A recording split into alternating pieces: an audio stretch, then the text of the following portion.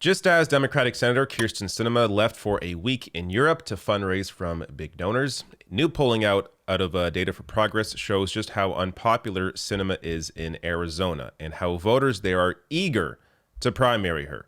So there is a lot of data here, and of course, all of this reaction is in response to her opposition to the Build Back Better bill, the spending bill at the heart of all of this. So let's start with this first poll here from Data for Progress. Arizona Democratic primary voters approve of Biden and Mark Kelly, the other senator in Arizona, but disapprove of Sinema. So it is stark. Joe Biden is a plus 71, Mark Kelly a plus 75, Sinema a minus 45. So this, you can't paint it any more clear than this. It is obvious that Arizona loves Biden, loves Mark Kelly, but Sinema, clearly they feel a little differently. Arizona Democratic Party voters across the board do not approve of Sinema's job performance. So you can go down demographics here, all of them. Look at the net and the reactions here. So they're all net negatives. So of course, like the Democratic primary voters, net negative 45. Democrats, minus 55. Independent, minus 21. Female, minus 39. Male, minus 50. Under 45, minus 43. Plus 45, minus 45. Education, no college, minus 37. College, minus 54. Hispanic or Latino, minus 46. Whites, minus 44. So, yeah. It's pretty clear they do not like Sinema. Now, putting her up against potential matchups in a primary. Now, Sinema isn't up for re-election until 2024, so this is still a ways off if it were to happen. If she still is a Democratic senator at that point and doesn't leave or flip parties or become an independent. Here you have her up against potential challengers, people that are more well-known in Arizona. So Ruben Gallego, Kate Gallego, Greg Stanton, Regina Romero, all of them beating Sinema in head-to-head matchups.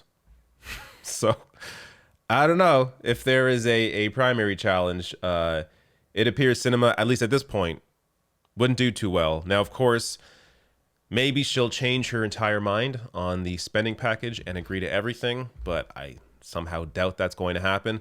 So if this negative feeling towards her continues and she keeps on being or keeps on basically screwing Biden and the Democratic Party and passing anything, then obviously I think this hatred will continue. Last poll here from Data for Progress showing Arizona Democratic primary voters are much more likely to vote for a candidate who supports provisions in the Build Back Better Act. So support for the spending bill is, clearly very positive. You look here at everything in it, massive net positives here. So lowering prescription drug costs, plus 92, closing tax loopholes, plus 88, increasing taxes on the wealthy and large corporations, plus 81, expanding Medicare benefits, plus 82, incentivizing clean energy use, plus 80, cutting taxes on low-income individuals, plus 78, increasing funding for long-term care, plus 76, comprehensive paid and family medical leave, plus 76, lower the cost of childcare, plus 74, funding universal pre-K, plus 72, and cutting taxes for families with children, plus 66. Very popular all across the board, showing you that Sinema, of course, I've done enough videos now. It's obvious she doesn't care at all about what her constituents want. It's all about what her donors want. And ultimately, it's not really clear what she wants. It's not clear if she wants out of the Senate for a cushy corporate job, in the next couple of years, or if she wants to maybe try and appeal to Republican voters, but no Republican's ever going to vote for a Democrat over an actual Republican. So there's no point in doing that unless you plan to switch parties or become an independent and hope that that conservative push will help you enough to defeat both parties. But I don't know. I tend to lean towards thinking that she actually just wants to leave the Senate, because why would you be doing something like this and cozying up this much and this blatantly to corporations, meeting with them in Europe, meeting with them in Arizona? It's well documented, well reported. Why would you be doing this during this fight? Other corporate Democrats are a little better at hiding it. You can pick out pretty much any other Democrat in the party, especially in the Senate, and they do similar things in terms of listening to their donors and often voting for what they want. But Sinema is doing such a blatant way that she must have some kind of plan here. Otherwise, why would she be doing it in the way that she's doing it? Unless she just is that clueless, but I doubt that. Now, Sawyer Hackett here tweeting out the fact that Sinema hasn't held a single public event in the 2 years since taking office hasn't received enough attention. This is pretty crazy. And I've mentioned this before in another video on Sinema, where she just, not only is she ignoring her constituents right now and people that are trying to talk to her, trying to, meet with her. That's why you're seeing these sorts of protests where they're following her into the bathroom, for example, that blew up. But the reason they're doing that is because they can't talk to her. They're not, she isn't willing to meet with anybody. And it hasn't just been recently, it's been in the past 2 years. So she has not had any public events talking to actual voters for the past 2 years. So this is what she has turned into since joining the Senate. Now, also, just to go off of that point, she is apparently ghosting a lot of people that supported her and helped her get to where she is today. So this article in Daily Beast breaks down a lot of that. I'll just quote a couple of pieces here. So they write here, it is not unusual for allies to have a falling out amid perceived slights and political differences.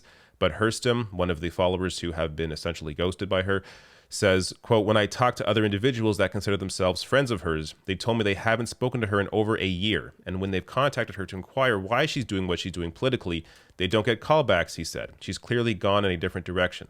That claim was corroborated by 5 other sources. In total, more than a dozen people spoke to the Daily Beast about Sinema's political orbit, some of whom requested anonymity because they were not authorized to candidly speak about the dynamics at play or feared professional repercussions for doing so. A spokesperson for Sinema declined to comment after being sent a list of questions for this story. So not only is she ignoring people, her entire office is unwilling to engage with anybody. Last bit here, one DC lobbyist told the Daily Beast that on K Street, Sinema is often thought of as something of an enigma, but the lobbyist added a qualifier. If you're a Republican downtown, they said, you think she's the greatest person ever. Showing you right now, she is purely just doing work for the GOP. Now, whether she is doing that in the attempt to try and position herself to flip parties or become an independent, or it's just for a corporate job, who knows what her actual goal here is. But it's obvious that her actual actions right now are simply helping the Republican Party.